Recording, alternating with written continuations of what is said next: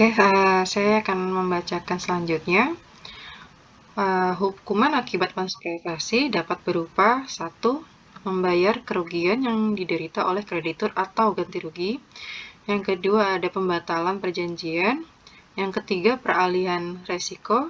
Dan yang keempat, membayar biaya perkara.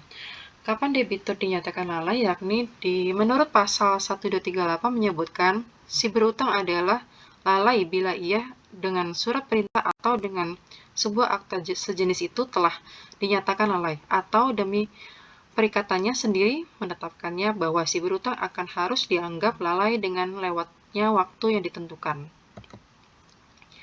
Nah, ada 3 unsur-unsur ganti rugi. Yang pertama ialah biaya.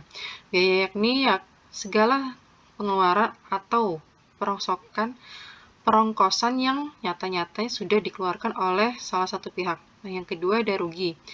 Kerugian karena kerusakan barang-barang kepunyaan kreditur yang diakibatkan oleh kelalaian si debitur. Dan yang terakhir ada bunga, yakni kerugian yang berupa kehilangan keuntungan yang sudah dibayangkan oleh atau dihitung oleh kreditur. Dengan demikian, ganti rugi akibat prestasi terdiri dari kerugian nyata yang diderita oleh kehilangan keuntungan yang diharapkan.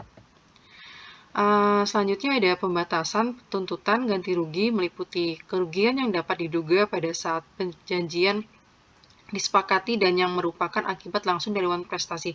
Ini ada pada pasal 1247, 1248 KUH Perdata. Yang kedua ada pembatalan perjanjian. Pembatalan perjanjian harus dimintakan kepada hakim.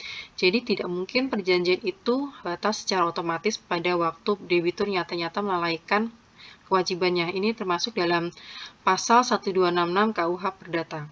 Dan dalam praktik, ketentuan pasal 1266 KUH Perdata ini sering dikesampingkan, akan tetapi tidak menghalangi pihak yang merasa dirugikan untuk melakukan gugatan ke pengadilan.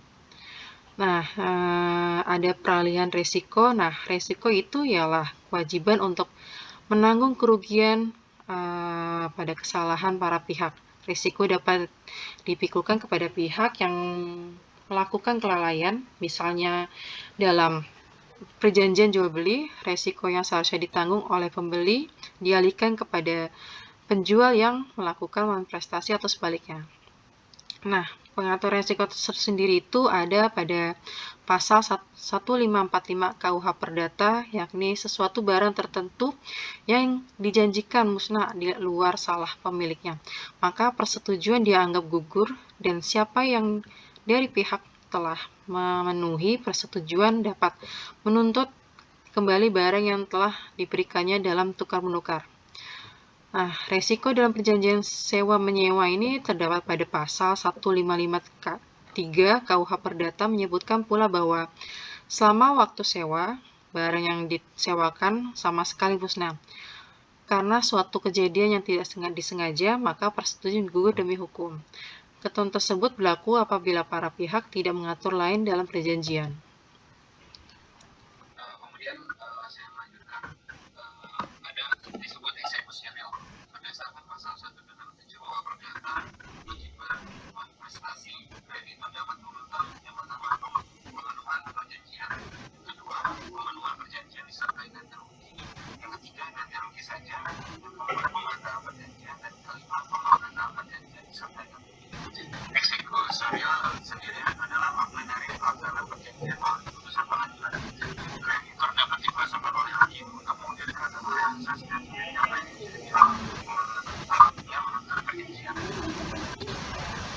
Kemudian slide